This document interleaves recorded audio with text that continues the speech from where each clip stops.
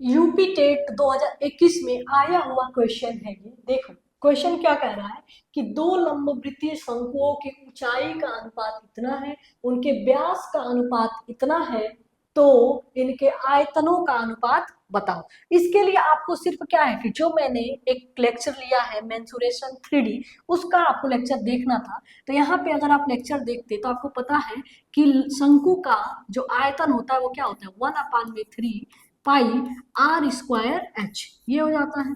तो V1 है तो यहाँ पे R1H1 हो जाएगा, और V2, तो यानी आपको V1 रेशियो V2 ही तो निकालना है, आयतन का रेशियो निकालना है। तो ये आपने कर दिया, और R2 और H2 हो गया। अब देखो पाई ये सब कट गया।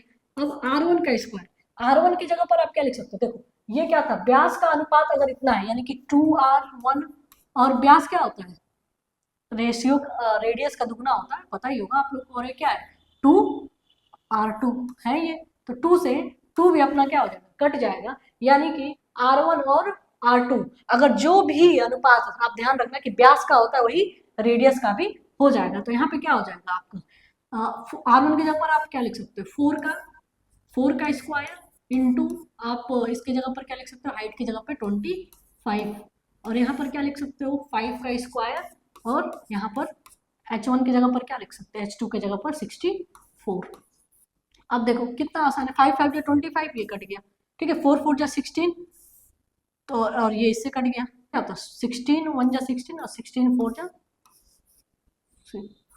जा क्या हो गया 64। तो ये क्या आ गया, ऊपर देखो क्या बचा है 1, और नीचे क्या बचा है 4, यानी कि ये रेशियो क्या हो जाएगा बेटा, 1:4। इतने ही देर का ये क्या था, क्वेश्चन